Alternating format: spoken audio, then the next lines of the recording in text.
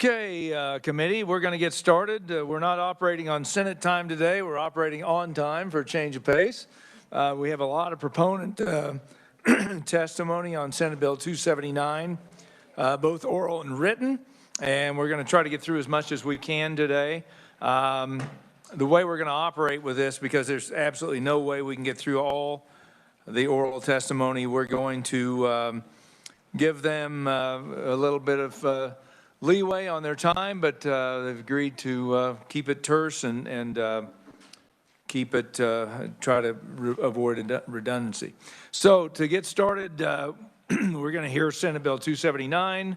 Let's get an overview of the bill from our reviser, Matt Sterling. And Matt, you've got the floor, sir. Thank you, Mr. Chairman. Good afternoon, committee. Senate Bill 279 would require a developer of a wind generation facility to enter into a facility agreement to comply with certain setback requirements and to have an application approved by the Board of County Commissioners where the proposed project was located. So under the bill, facility, I'm going to highlight that definition, means an electric generation facility consisting of one or more wind turbines and any accessory structures and buildings,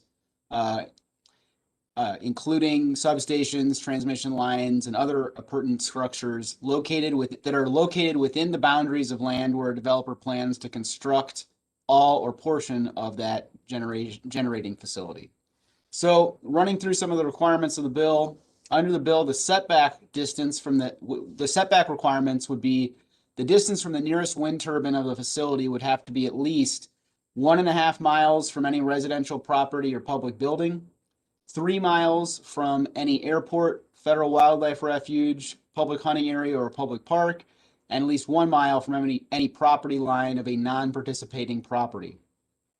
In addition to any requirements that were imposed by the Board of County Commissioners, a project would be approved if the applicant met a number of requirements that I'll quickly run through in the bill.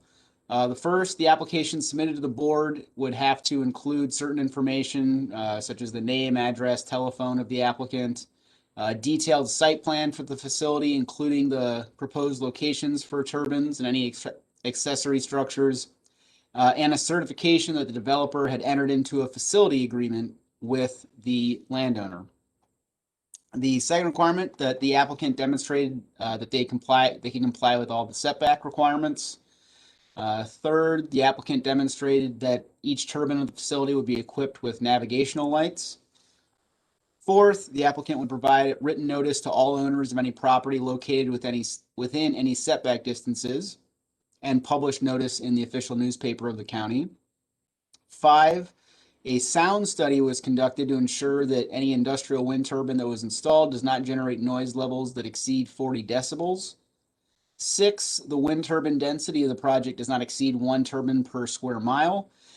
And 7, for any proposed facility that included industrial wind turbines, an assessment of a number of things, including the astronomical maximum and anticipated hours per year of shadow flicker, a description of the planned setbacks, an assessment of the risks of ice throw, a description of the lightning protection system plan for the facility, a description of the FAA's lighting turbine color and other requirements, a decommissioning plan prepared by an independent qualified person with knowledge, and a plan for fire protection for the proposed facility, and an assessment of the risks that determine whether the facility would interfere with weather radar used for severe storm warnings.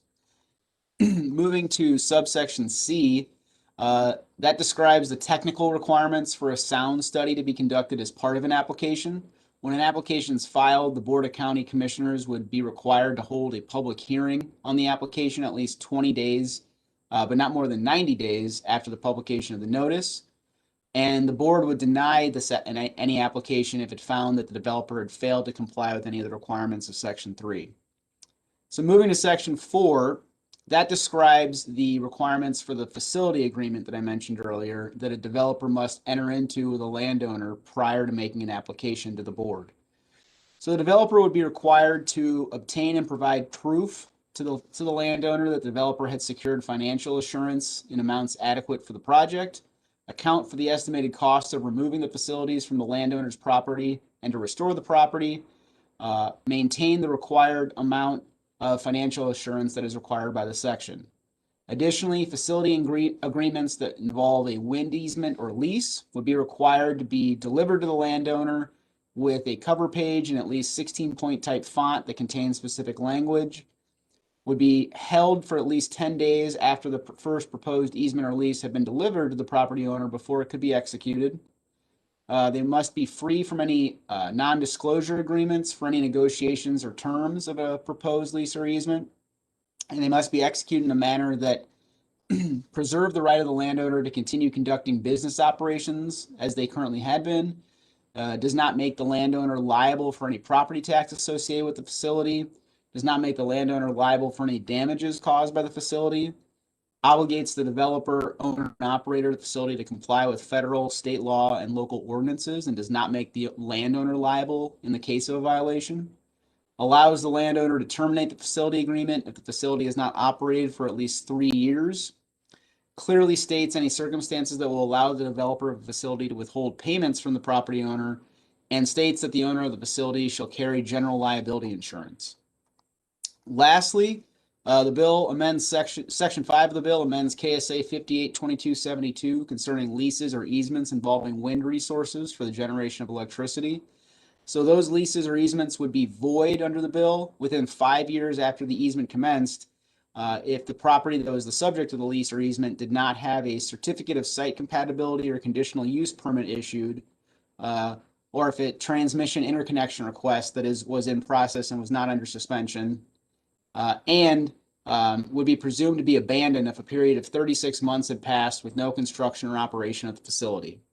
If the developer did not file a plan with the Board of County Commissioners within that 36-month period, the landowner could provide the developer with a 60-day written notice of intent to terminate the easement. And if the developer failed to provide written objection to the notice, the landowner could file that notice of termination with the Register of Deeds, which would be effective upon when it was recorded with the register. And with that quick run through, I'd be happy to try to answer questions the committee might have. Matt, committee, any questions for our advisor on this bill? No, there's a lot of information there, and a lot of it has to deal with the various nuisances surrounding wind turbines, and that's a large part of the reason for the bill. So we've got a number of proponents. We are pro forma today. We might run just a little bit long. We'll try to keep it within the bounds of reason. First up is proponent testimony from Mike Burns. And Mike, you have the floor, sir.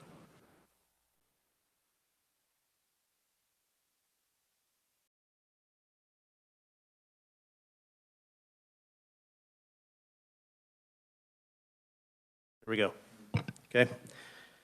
Again, I'm Mike Burns, and I'm a proponent of the Senate Bill 279. Just a little quick background. I was born and raised in Eudora, Kansas, graduated from KU School of Pharmacy in 1989. And I actually had a presentation that was 9 minutes and 57 seconds. I told I was going to have 10 minutes here, have a little slideshow here, but with all the other people, you know what? We're going to do this a different way. I'm just going to tell you from my heart, okay, how I feel, and I'm going to talk about my experiences. Came to Anderson County, again, 29 years ago today, bought my first pharmacy. What allured me to that area was the rural nature of Anderson County. My dream was to be able to buy some property, build a home, raise my family. I did all that. I also thought during this whole time that the property and my investments and my family were going to be safe from anything that my neighbors, not even considering neighboring counties, but anything that my neighbors could do. So moving along, everything was going pretty good. In 2015, I got a phone call from a representative from Calpine Energy. Now, I'm very much into economic development. Our small counties, they need that. I'm always very open-minded. I quickly called them back. I think I was one of the first people they called. The land that I owned was right directly in the area that they wanted to develop. I went in with a mindset. I wanted to find out, is an opportunity for economic development for Anderson County? Is it maybe a financial opportunity for Mike Burns and his family? What is this really going to mean to me, my family, and my community? In the first 5 minutes, I was already misled on several subjects. I visited with them for about an hour. After that, I realized that I needed to learn a whole lot more on the subject. We already had a wind farm or a wind energy plant in a neighboring county. I spent some time over there. I visited with some of the neighbors. I visited with some of the participants and the non-participants. And I found a lot of things that they don't pay property taxes, that they provide few, if any, jobs that are going to stay local. It certainly was divisive and partisan in its nature, the community there. But even beyond that, I still felt like that I needed to learn more. I spent a little bit more time doing some research and found out that indeed it wasn't going to be good for our county, and it certainly wasn't going to be good for me. My property values were going to be negatively affected. When I looked at our Anderson County, our zoning, I found that we had very little or no zoning for wind energy plants. We went to our county commissioners, and fortunately, they saw it necessary to put some zoning in place, and which helped protect us as property owners. They listened to us, they put things in place, and the investor chose to go elsewhere. But beyond that, I kept researching. I found a really disturbing fact that 51, last count, 51 out of 105 counties in our state have zero zoning, zero at all. Not just do they not have any zoning for wind energy plants, they have no zoning at all. That's amazing. Half the landmass represented in Arkansas has no zoning at all. Now, for those of you that live in a more urban area, you probably have a lot of zoning. In fact, you're probably fairly well protected. You wouldn't expect a gentleman's club or even a quick shop or anything negative to come into your neighborhood because you have zoning to protect you. Well, you know what, in our rural areas, we deserve that very same protection. The challenge is we have 105 counties. First of all, obviously our county commissioners have failed us. And whether it's because they don't have the resources or they just don't have the initiative, they have failed us. So, but even if they did, even if they put some regulations in place and some zoning, it wouldn't be consistent. And because of the scope and size of these projects, and I'm going to show a little bit of pictures here real quick right here, okay? I know you all have seen them, but I want to show you a little bit more. Can you go to the next slide, okay? You know, these are what we need regulations to help from the state, statewide. Even if we had all 105 counties implement some sort of zoning, it's not going to be the same. The problem is, while these are power plants, much like nuclear and coal, the impact can be seen for many, many miles. Again, I can already see, I can see the turbines 25 miles to the west. I see the big red pulse at night instead of seeing a nice sunset. Now when I look to the south of me in Allen County, which had no zoning, now I see them there as well. So the impact of these is just much different than anything we've dealt with before. And so there's nothing that one individual county can do to protect its landowners from what a neighboring county or even multiple counties away can do that's going to negatively impact them as property owners. Now, I can go into all the other negatives about health effects and the economics and all that, but I'm not going to do that. I'm really here talking about property owners' rights. I have a right, and I feel that you all have an obligation to protect my rights. You have an obligation to do something statewide, which, by the way, is not unprecedented. In fact, I looked, I couldn't find one any other energy plant type that doesn't have some sort of state regulatory authority over them. Why don't we with wind energy plants? It's time. It's necessary. This is what Senate Bill 279 does. And in fact, when you look at other states have already done this. The things in this bill, a lot of these come from these other states. So it's not unprecedented. Now, a couple years ago, we were up here testifying, and the wind proponents were telling a committee at the time that for them to put something statewide would be overreaching their authority, and they certainly want it left in the hands of our county commissioners. Well, of course they would. 51 counties don't have any zoning at all, and then a great number beyond that don't have any zoning according to the wind energy plants. This gave them unfettered access to our state to come in and start signing leases literally without even having to check with their county commissioners or any other non-participating landowners. Ladies and gentlemen, this is a problem. We have a solution here, and it's called Senate Bill 279. It is time. I deserve the protection for my property rights. We're going to have people who are going to get up and we're going to talk about land values, what it does. We're going to talk about what it does to your way of life. We're going to talk about health risks. We're going to talk about all of that. But property rights, ladies and gentlemen, that's what we've got to have. And we cannot have it done by our counties. It's been proven that they've not done it. And again, even if they did, Do not think that it's going to be anything that's going to be consistent. Of the counties that already have it, it's extremely inconsistent. And so you have people that are going to testify today that have some of these turbines within a couple thousand feet of their home. They can hear them, they can see them, and it's negatively affected their property values, and quite honestly, it just isn't fair. So I'm asking you, ladies and gentlemen, to please support Senate Bill 279. Thank you. Thank you, Mike. Committee, we will hold some time at the end for any questions, Okay. so we can get as many of the proponent testimony as we can get. Okay. Next up, we have Gayla Randall. Gayla? And sorry, I didn't mention, when you do come up and testify, state your name and make sure the mic's on. Okay, thank you. I believe it's on. My name is Gayla Randall. I'm a lifelong Kansan. I'm a retired educator. I live in Marshall County, Kansas. I'm a proponent of Senate Bill 279. 279 is not saying that wind development projects can't happen in Kansas. It's not saying Kansas doesn't support renewable energy, and it does not prohibit landowners from signing leases. It does not limit county commissioners from agreeing to wind projects, and is not saying investment in Kansas isn't important. What it is saying is it's providing oversight and regulation for wind development. I find this very disturbing in the fact that we had 67 people that turned in written testimony, and of that, about a third wanted to speak face-to-face, which proves that in the last decade, we've had 500% increase in wind development, and these are individuals telling you their story. These are individuals who will tell you exactly what it's like to live in the footprint of a proposed or an existing wind energy plant. But in November of 2020, I was very, very much concerned for the state. Michael Polsky, which you may realize and recognize as a promoter of the Greenbelt transmission line, stated in a Forbes article, he intends to erect more than 1,700-foot turbines in 100,000 acres in Kansas. And he continued to say, and I quote, "He is ready to bulldoze, litigate, and lobby through any objections." That alone is the reason why Senate Bill 279 needs to be approved and moved forward to the committee and become law for the state of Kansas. One of the things I wanted to point out as an educator is sometimes the wind energy companies will confuse you by saying the farmer needs this or the farmer needs that. Well, the wind energy actually targets landowners. And I live in Marshall County, like I said. We have a proposed next era energy wind farm. 44% of the land leases that they've signed are for landowners that don't live in the county. 5 don't even live in Kansas. So farmer may or may not be owning all of the land that they are perceiving as being signed by wind development.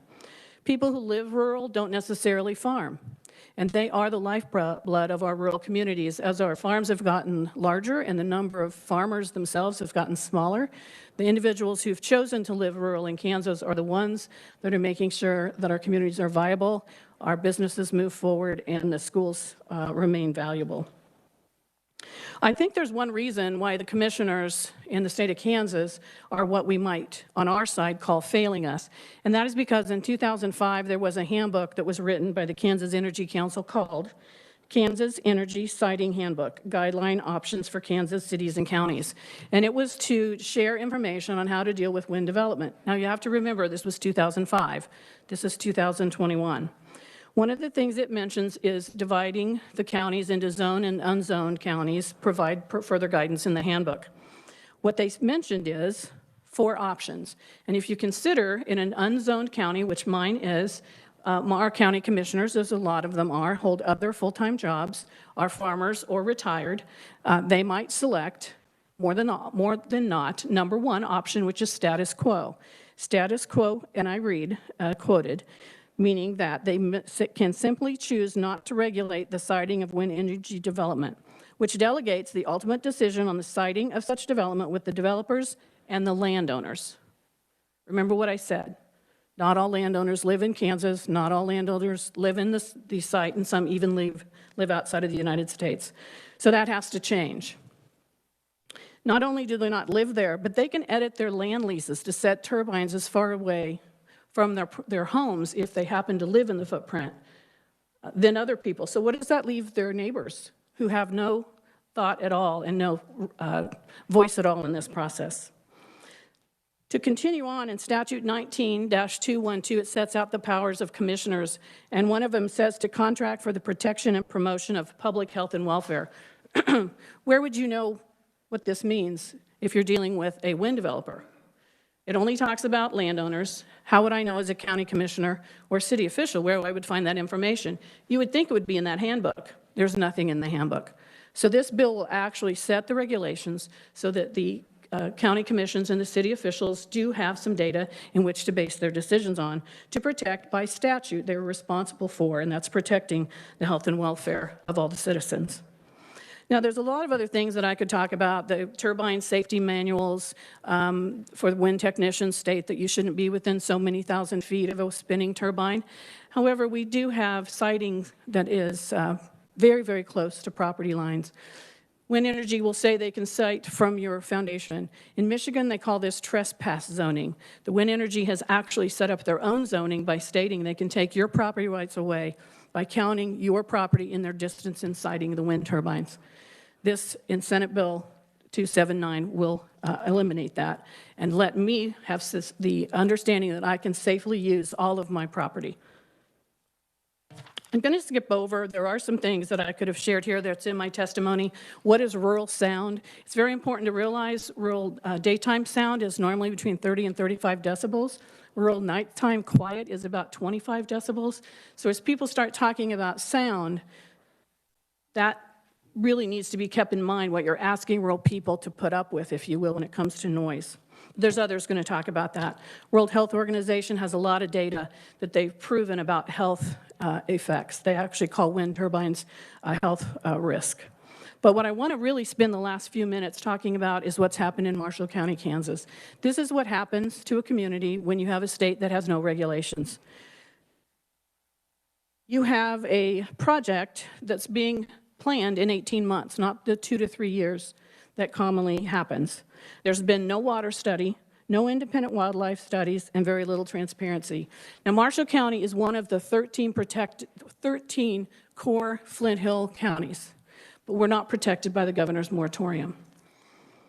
I thought it was interesting, too, when I asked the county commissioners about protecting the Flint Hill areas, they said, well, if the governor thought it should be protected, it should be. Since she did not protect it, then it must not be that important. That's my paraphrasing, not theirs. But what I'm mentioning this to you is that there's a lot of guidance out there that has no policing power. This bill is needed so we do have regulation to not only protect people, but also protect their properties and all the things that they do within that. In this project, we have 108 turbines planned in 5 counties. NextEra requests a 50 decibel sound allowance, 500 feet approval from property line, and 1,500 feet from homes foundations. This was approved by our commissioners because they said if we say no, we'll get sued. They said that multiple times. There's 117 landowners in the footprint. Only 27% are participating. They've only signed 18,000 acres out of the 70,000 they needed. That's 24% of what they said they needed, but they're pushing forward anyway. 46 non-participating landowners have one turbine less than 4,000 feet from their home. 13 have 5 to 9 turbines within a mile of their home. 60 have at least one turbine within 1,000 feet of their property line. 2 families have turbines less than 1,400 feet from their family fishing ponds. 1 has a turbine approximately 400 feet from their deer stand. Environmental impacts. I mentioned that we are part of the Flint Hills. We have eagles setting today. We've seen them. We have prairie chickens. We have migratory birds stop there. We have a unique geographic feature called Twin Mounds, formed by a glacier. Historically, we have documented Oregon Trail ruts and natural spring. We have over 30 turbines presently planned for the Flint Hills on about 16% of the land in the area. The other percentage of the land was not signed. They're non-participating. We have 9 turbines trespass zoning into Pottawatomie County, meaning the property rights are impacted in Pottawatomie County, not even in Marshall County because they're sited so close. This Senate bill will actually help provide those close to the border counties in making sure they're not being taken advantage of. Why is this happening? Because Kansas has no guidelines. There's no regulation. Why are wind companies doing this? Because no one says that they can't. Everything's recommended. You know Senate Bill 279 must pass because I've just told you what's going to happen in southern Marshall County, Kansas. And that's a direct relation to the inability to have any regulations to go by that we can actually, as residents, push back. We must pass this bill. And I ask you today to not only pass it out of committee, but talk to your colleagues and have them pass it.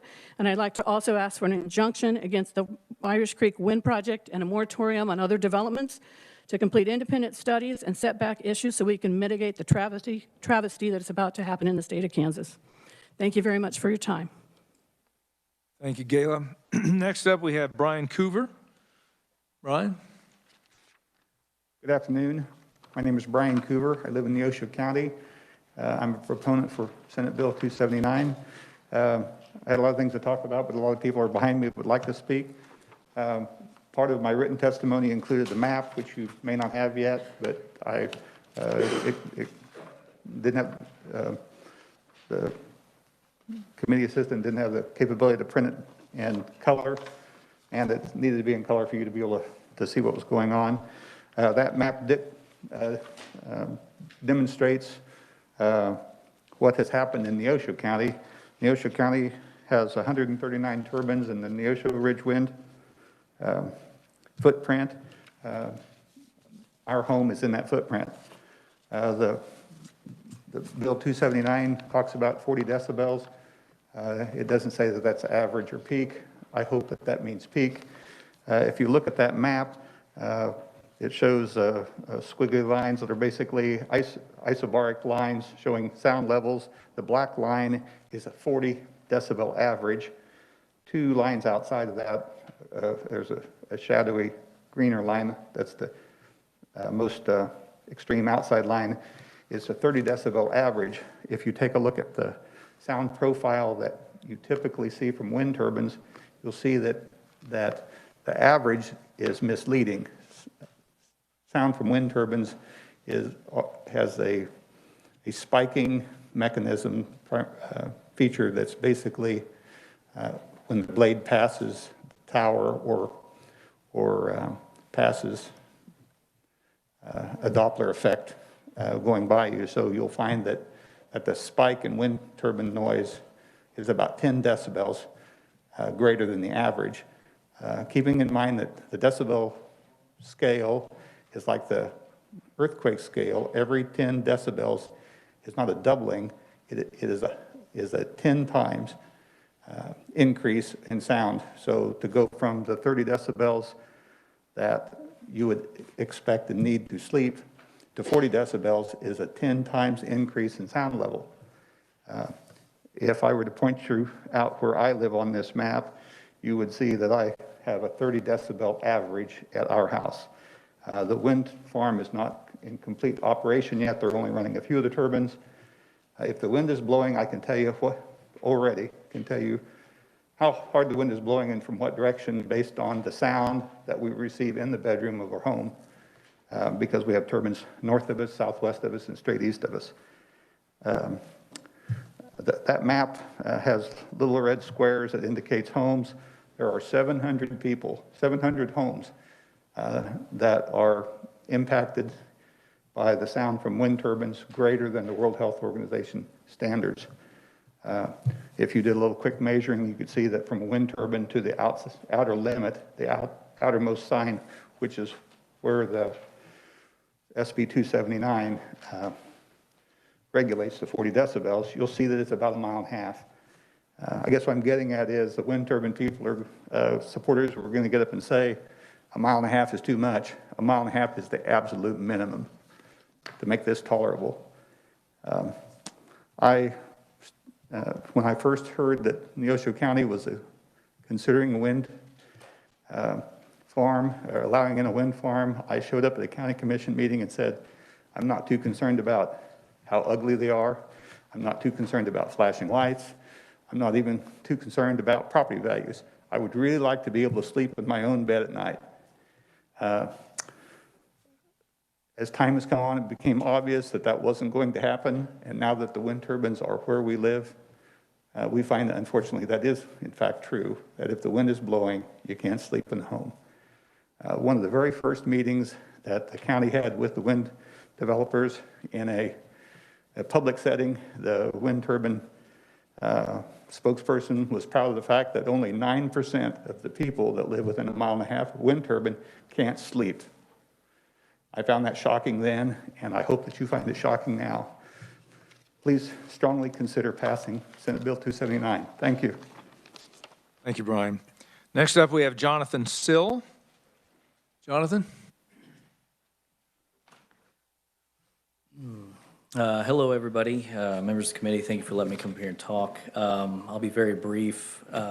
State your name, Jonathan. I'm sorry. Hey, sorry, my name's Jonathan Sill. I'm here speaking for Senate Bill 279. I'll be very brief to allow other people to talk. Basically, the first part of my testimony in regards to my personal experience dealing with a wind farm project in Marshall County. I have a unique aspect because I used to work in a electrical field. I used to build electrical substations. I have built electrical substations whose sole purpose was to put wind farms onto the grid in North Texas and western Oklahoma. They have a significant impact on the surrounding environment they're put in.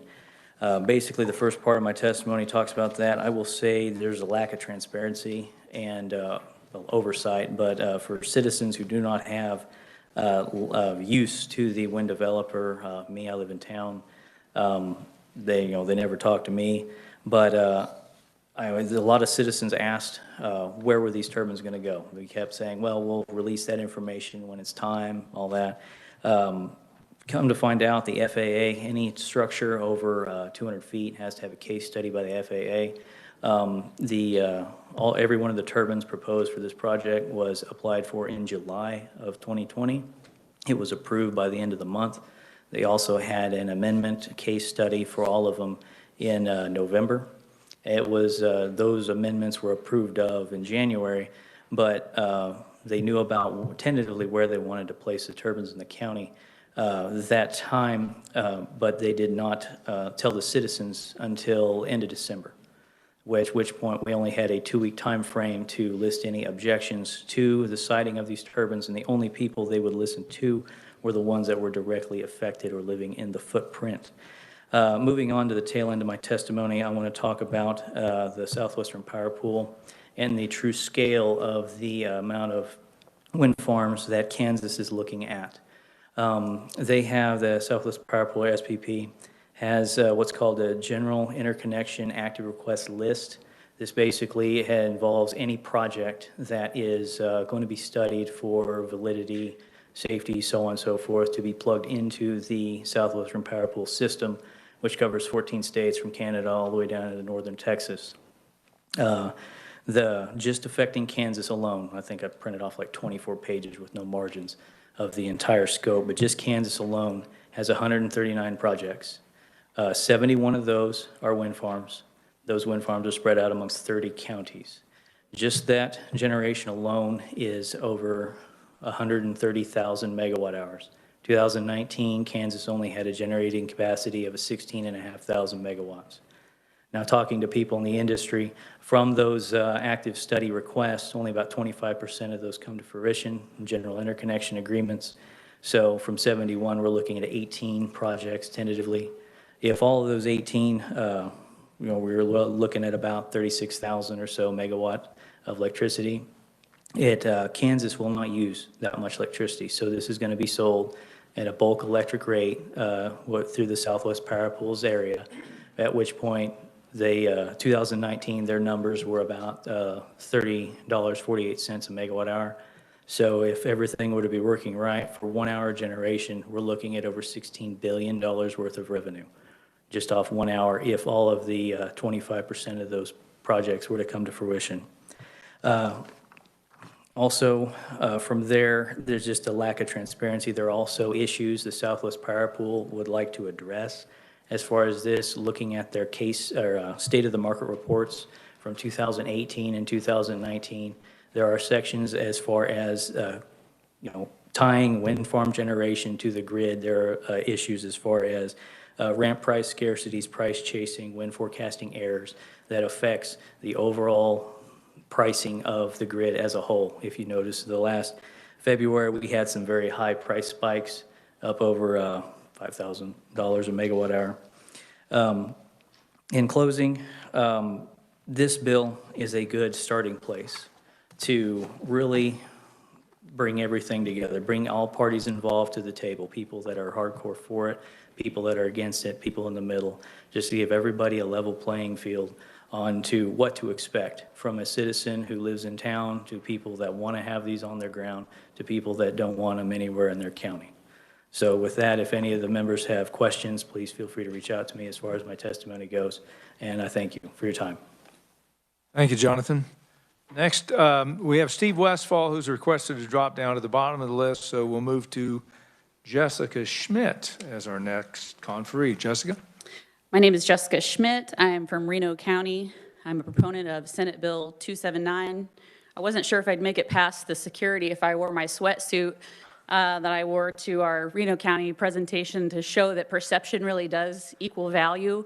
I later removed that to show them I was wearing a business suit in hopes they would understand how perception does lead to value, much like these turbines being proximal to a home. I own a real estate brokerage in Reno County. We specialize in rural residential sales. And I'm just going to hit on a couple of high points here. The Forensic Appraisal Service out of Neenah, Wisconsin, performed a study of sales data and found that there's a 12 to 40% loss in property value when located within 2,600 feet of a wind turbine. The further away the home is from a turbine, the less loss in value. In Reno County, the Haven Township has 29 people per square mile, whereas 92% of wind farms have only 5 people or less per square mile. Now, I bring that up because when you look at some of those studies that say that there's no negative impact on home values, oftentimes we're looking at that 92% that only have 5 people or 5 homes per square mile, maybe even less than 5 homes per square mile. So keeping that in mind. I did my own research in Reno County, and we've been disclosing in Reno County for the last couple of years that there's a potential for wind to the area, and that is required disclosure because if something is zoned differently, you have to know that before you move in. Home sales in the last 24 months, since we've been disclosing, that are outside of the footprint sold for 98.4% of the list price.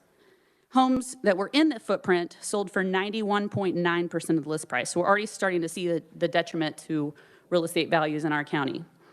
And just based on the proposed footprint.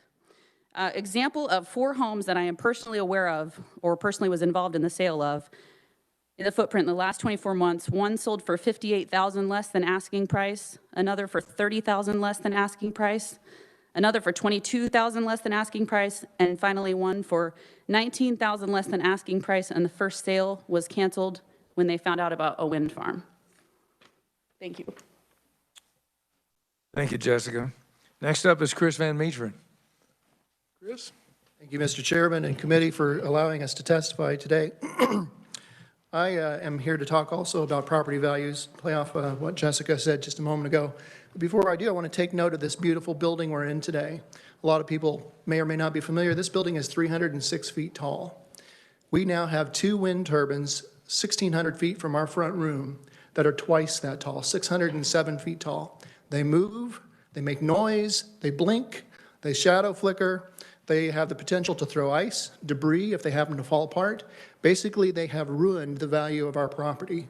And it's especially important to note, and the reason I'm here to discuss today, is it is improved property owners that really take it when these things go in. If you have vacant land that you till or that you run cattle on or whatever, yeah, you can throw up a wind turbine. You can still use it to raise crops or to run livestock on it. But if you have invested your life savings and decades of work into building up a property like ours, which has a store, a restaurant, cold storage. It's an orchard where school kids used to come and go. And a project like this comes in, it devastates the value of everything you've worked for in your life. And it's patently unfair. I believe our first speaker said that it's patently unfair, and he's exactly right.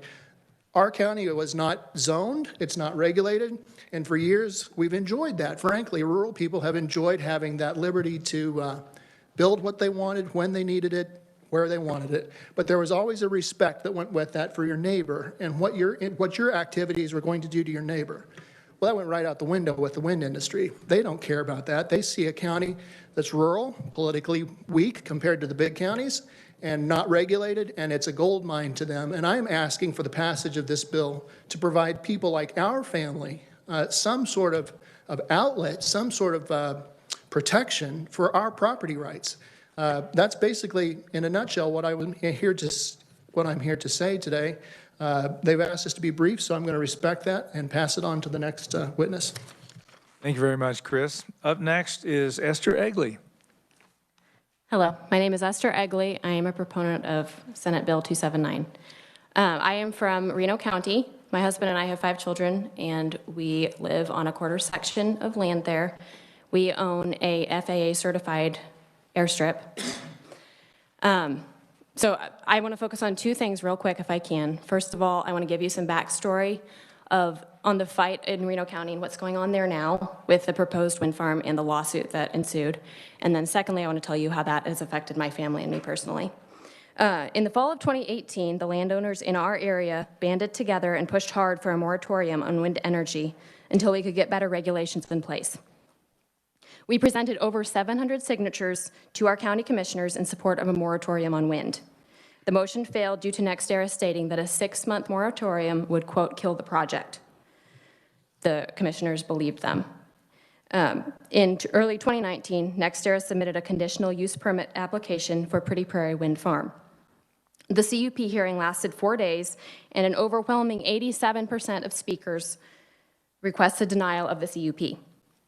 The commissioners voted 2-1 to approve, but due to 46% of qualifying adjacent landowners in the CUP area filing protest petitions, the CUP was denied because it was under the 3/4 requirement. The minimum amount of land required for a protest petition to be valid is 20%. We had 46%, which required a supermajority to pass it.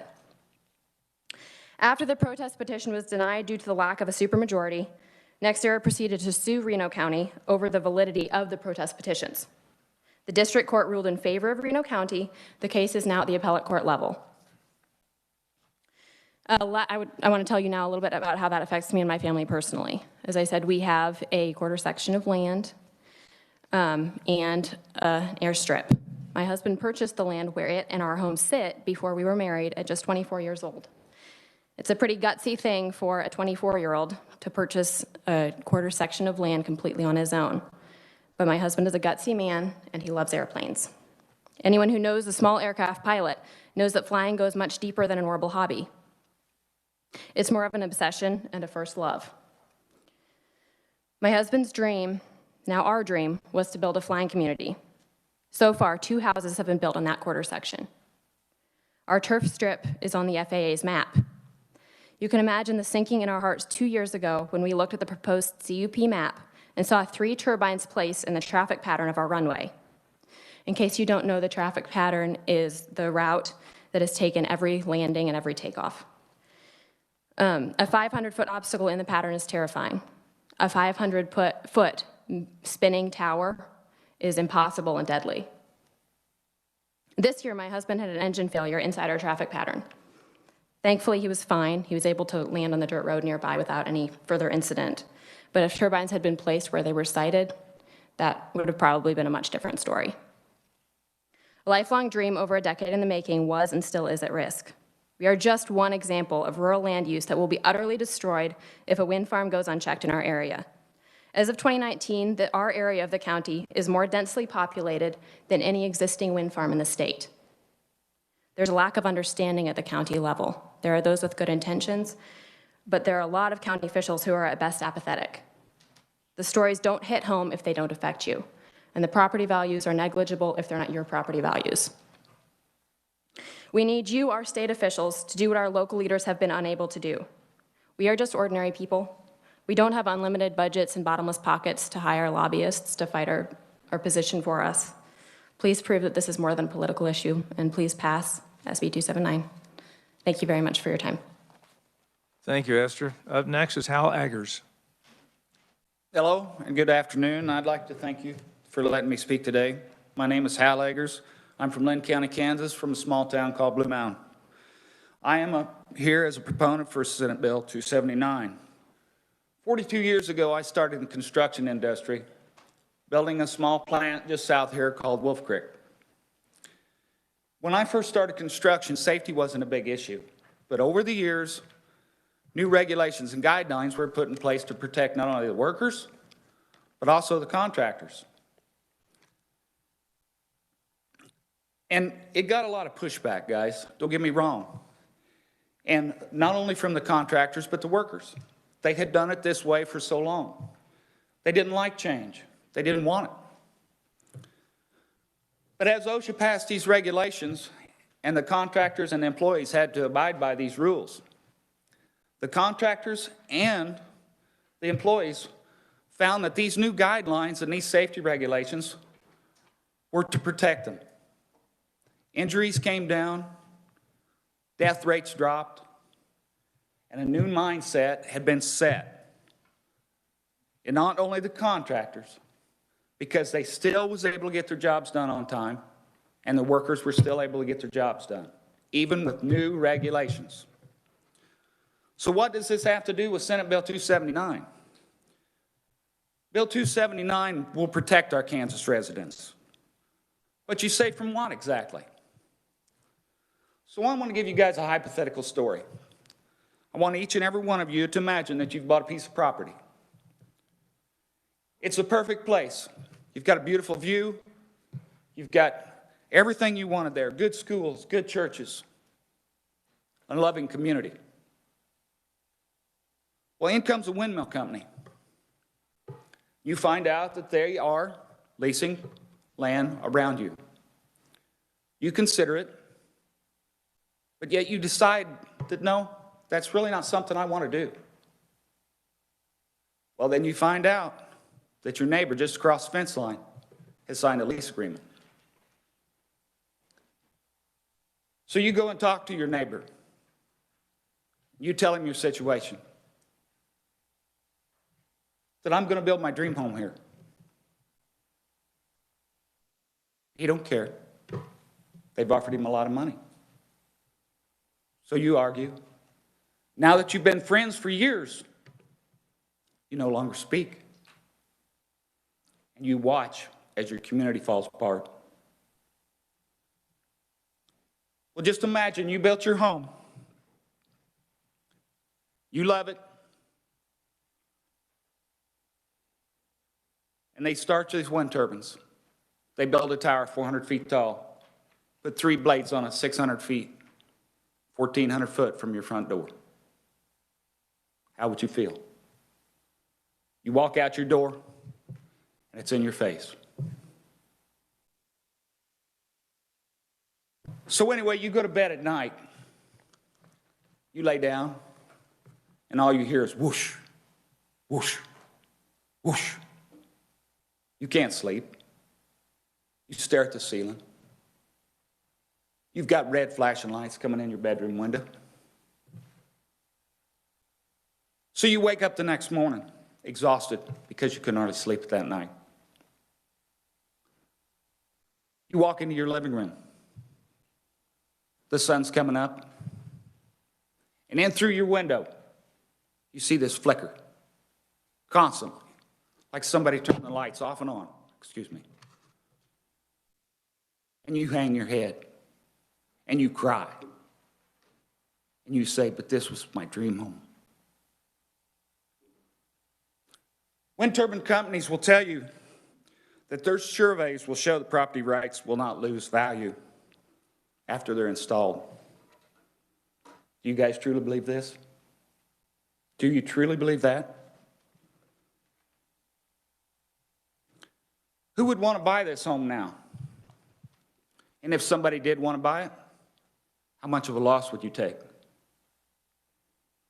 Well, guess what, folks? This is not a hypothetical story. This is happening to the residents all over our great state. SB 279 is a regulation to protect the people, protecting the values of their homes, protecting their health and safety, and yes, protecting even those who want to sign a lease agreement. It protects our counties who do not have planning and zoning. It gives them a strict guideline to follow.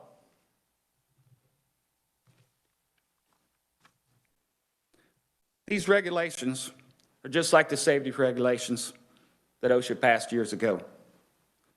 Pushback's going to come back on this, I'm 100% sure of that. But these regulations will protect the people of our great state, just as did the OSHA regulations protect us years ago. Change is hard sometimes. It's time for this to happen. We cannot and we should not turn our heads and kick this can down the road. I want you to please put yourself in the shoes of these people that have been taken advantage of and have watched the values of their homes go down. Ask yourself, can I tell the people of this great state that I think more of a wind turbine company than I think of their livelihood? I built my dream home in 1998, and I've loved it. But now, as I sit on my deck at night, I have to watch 58 flashing lights where I used to watch the stars. Thank you. Thank you, Hal. Next up is Dane Haverkamp. Diane? Good afternoon. My name is Diane Haverkamp. I'm from the small city of Corning, Kansas in Nemaha County. I fully support passage of your support of Senate Bill 279 because it provides much needed protection for the health and well-being and property rights of all Kansans. Corning is a very small city. Just a second, I'm sorry, I made a mistake, Diane. We're skipping over David Fisher. He's yielded his time to Diane, so I'm sorry to interrupt. Go ahead. Problem. Corning is a very small incorporated city in Nemaha County with a population of just 200 people. While many small towns across Kansas have been dying over recent years, as you all know, Corning has actually thrived. In 2004, our city's assessed valuation was $388,000. In 2019, 15 years later, our city's assessed valuation was $1,291,000.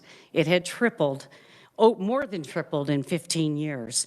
This is due to because of our strong, very strong community work ethic and community pride. We have many young families moving back to our area to make the Corning community their forever home.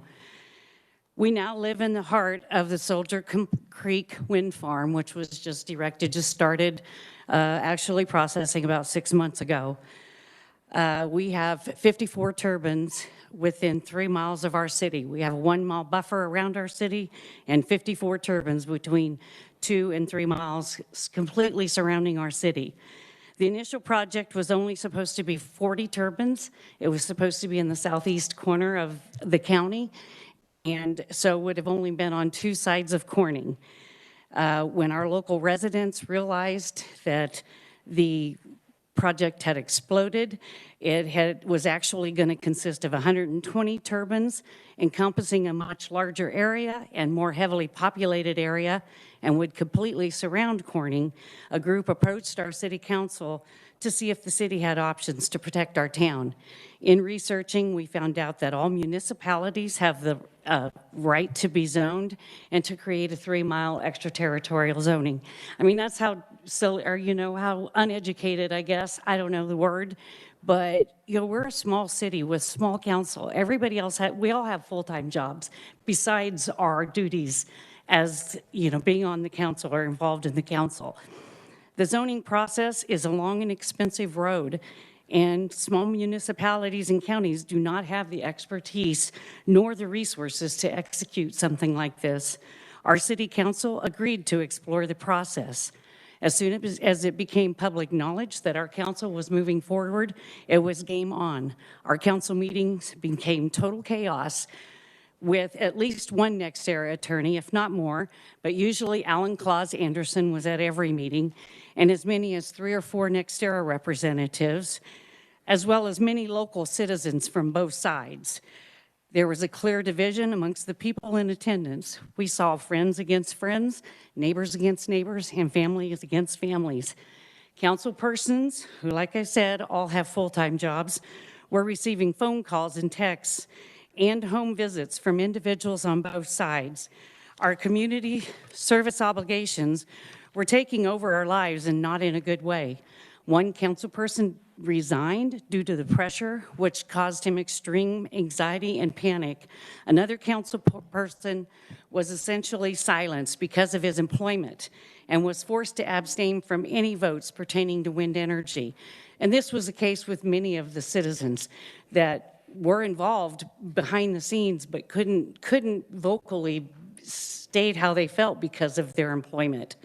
We were in unexplored waters, and to say we felt like we were out in over our heads is an understatement. We felt pushed to make quick decisions to keep moving forward with the process, all while being criticized and browbeat by the opponent. The opposition was led by the wind energy and their unlimited resources. Their money and power added fuel to the fire. I am the city clerk for the city of Corning. I was inundated with open records requests, many of which were obvious attempts to distract and cause excessive busy work to keep me from concentrating on my work and our efforts as zoning. Our city had annexed property about 5 years ago for a residential development. That huge file was requested by a local attorney, and word on the street was that we had done things illegally and were being investigated, and we were going to be in all kinds of trouble. There were tons of rumors spawned by NextEra that we had violated state and federal laws in grants that we had received in previous years, the annexation, and of course our attempt for zoning. One lease landowner filed an open complaint against us with Kansas Attorney General for coma violations, to which we were completely exonerated, as there was no wrongdoing on our part. But again, this still required time on my part to produce all the documentation to prove our innocence. They intimidated and threatened us every step of the way, scrutinizing our every move. We had hired outside legal counsel who was experienced in fighting big wind to advise us through the process, but on our limited budget, we couldn't afford to have him standing there holding our hand every step of the way. In our haste to complete the process, we made critical mistakes, which forced us to eventually abandon our efforts. During this time, NextEra began contacting our council persons individually, scheduling meetings with no more than 2 at a time as to not to constitute a quorum.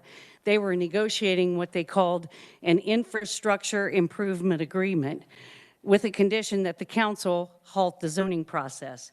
Their first offer to council persons was $100,000, to which our council persons assured them that wouldn't convince us to stop. They came back with a second offer of $250,000. Council persons again had told them that they doubted the council could be bribed. They came back with a third and final offer of $550,000. A council person presented this at a regular meeting, and our city council, believe it or not, voted it down. NextEra then printed off, they posted this full-page ad in our local paper and ran it 2 consecutive weeks. You know, it costs about $800 a shot just to print that once. They also did these mailers to everyone in the P.O. box that states this $550,000 agreement would improve our city infrastructure, repair our roads, better our family's future. We owe it to the city of Corning, for the future of Corning, to take this opportunity. They put these door to door, stuck them in all of our doors. You know, this is what they do, how much they spent on all that. They were, you know, and this was all an attempt, you know, just to make sure that the public knew, make the city look ignorant, create more drama, and attempt to turn more community members against the city because they did not accept that money. In the end of our fight, Alan Anderson sent a 6-page letter to our city attorney, who had been involved in the process, but was not our main legal counsel throughout the process because he didn't have the expertise. In the letter, Alan Anderson accused our mayor, myself, the Planning Commission of many improprieties. He accused us of forming a zoning committee rather than a planning commission as an illegal attempt to avoid the requirements of COMA, which, as I said earlier, they did file a complaint against us with COMA, and we were exonerated because we did not make mistakes in that regard. But he said it was an illegal attempt for us to avoid the requirements of COMA and the Kansas Open Records Act, that our actions were illegal attempts to skirt the law, govern in secret, passing ordinances intending to harm Soldier Creek. He tore apart our every move. You cannot imagine what it was like to be under such scrutiny and pressure. It was brutal. I could never have imagined what it felt like to be bullied, but now I know full well. Given the threat of the lawsuit, our lack of time, our lack of resources, and the $550,000 bribe, our city council did end up signing the agreement. And in the agreement, it shows NextEra's continued efforts to strong-arm communities. The agreement said the city agrees to halt the 3-mile zoning. The city desires and supports the construction of the wind project. In conclusion, I beg you to please support Senate Bill 279 to protect all Kansans. Counties across the state have been forced to figure out regulation as they go along, creating a hodgepodge of agreements, regulations ranging from one extreme to the other.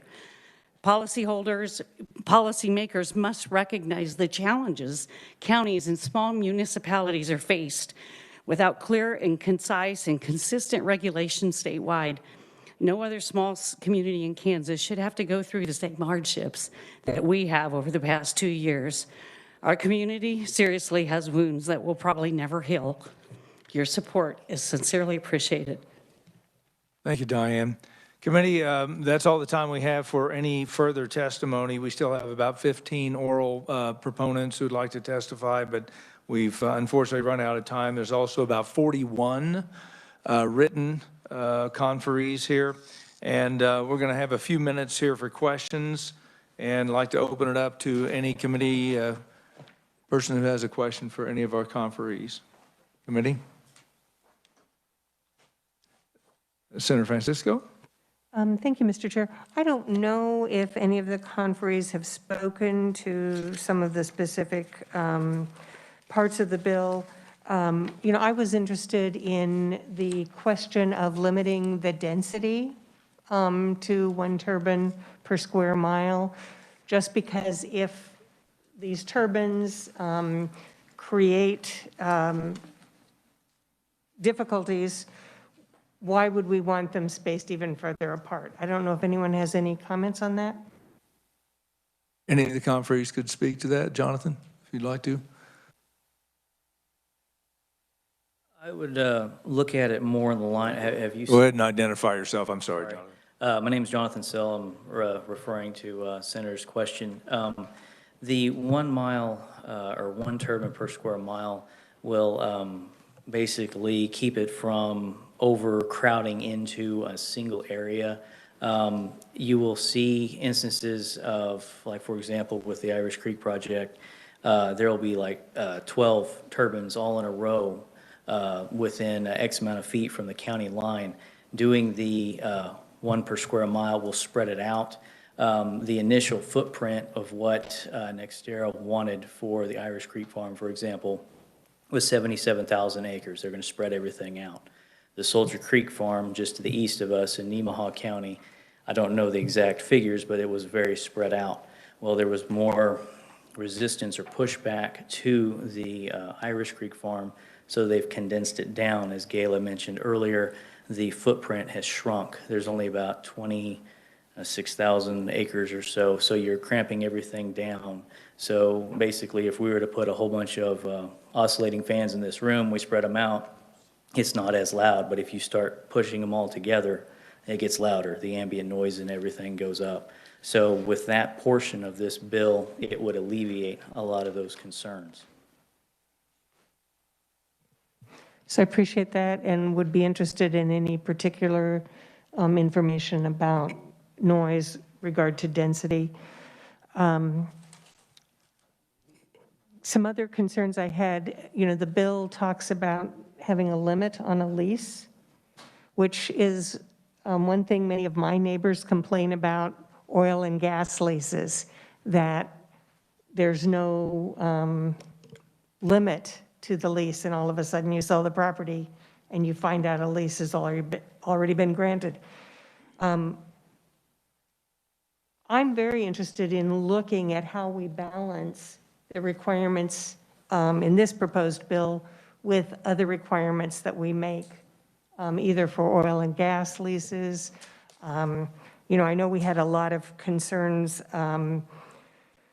about some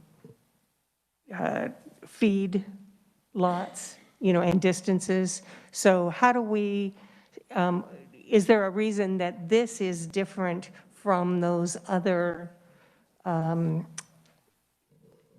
entities that do affect the neighbors, and the legislature has chosen not to regulate?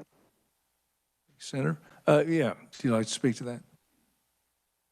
My name's Bert Peterson. I'm from Anderson County. I do Yeah, I'm just too tall for it. Sorry. Bert Peterson, Anderson County. I do operate an oil field, and the difference is I have to answer to the KCC because there are state regulations. There are none for these guys. That's the difference. Committee, any other questions?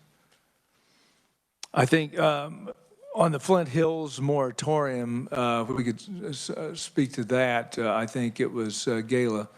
Have you gotten any answers to why they're allowing it there where you're considered in the Flint Hills and the rest of the Flint Hills are off limits?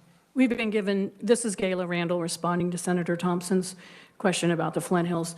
We have spent a lot of time talking to Wildlife and Parks, to the Geographic Center or Survey at KU, and also to the governor's office, wondering why we, the only one of 13 core Flint Hills, is not protected.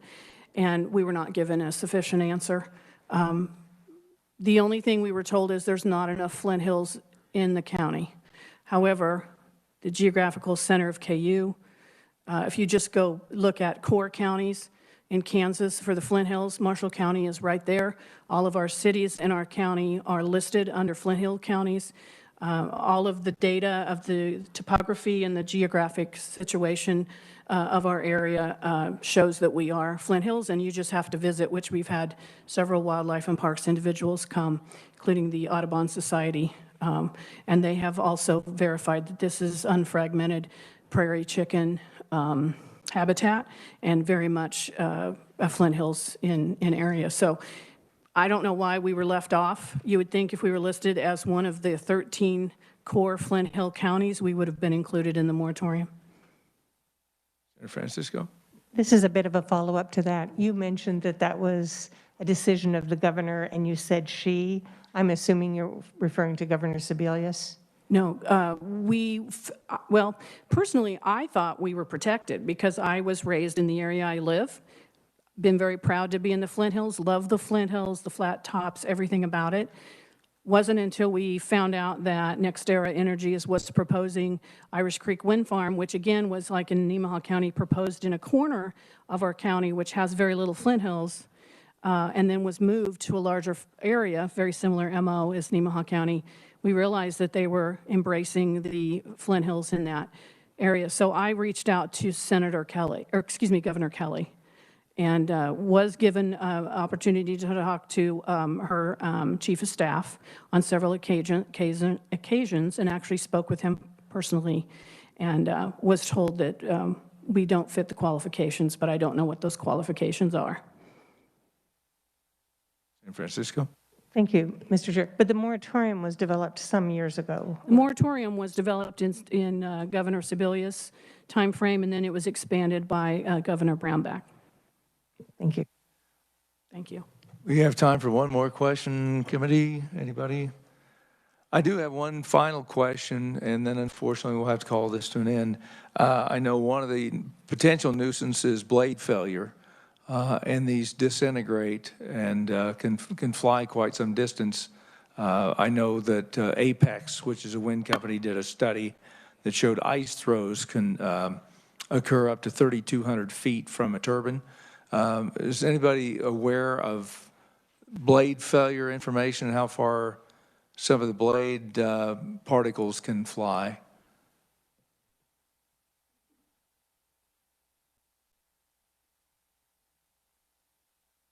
Once again, I'm Brian Cooper. The study that you referred to that was done by Apex was done because we forced them to do it, basically. It was done by an outfit called Persimia out of University of Georgia. It's just some professors that run a sideline out of the University of Georgia and the Technical Institute out of Huntsville, Alabama, I believe, working together. They did the study back in 2011, and that's available online that you can look at that shows how the calculations were done. And that study would indicate that a blade that failed as a single piece, the entire blade, wouldn't travel as far, but it has to do with the center of gravity, the velocity of the center of gravity of the piece. So in short, if a blade blew up, like you see videos of, the outside 5 foot of the blade, for instance, would travel just as far as a chunk of ice, 3,000 feet. And because they're aerodynamic, they may float. Those calculations were done based on neglecting the velocity of the air. So when you're a chunk of blade 600 feet in the air and you exit at a tip speed, which is 180 miles an hour, there's a certain length of time that air traveling by at 25 miles an hour or whatever at that velocity would carry that blade. So you'll find that although the amount of distribution, likelihood of a chunk of blade traveling more than ice throw, it's definitely inside the probability that those parts can travel as much as 4,000 feet. But that study is available online. It's pretty easy to follow. Thank you, sir. Okay, committee, tomorrow we'll have opponent testimony on this. Thank you for your work. Thank you, everyone in the room, and also who submitted testimony for your time. And with that,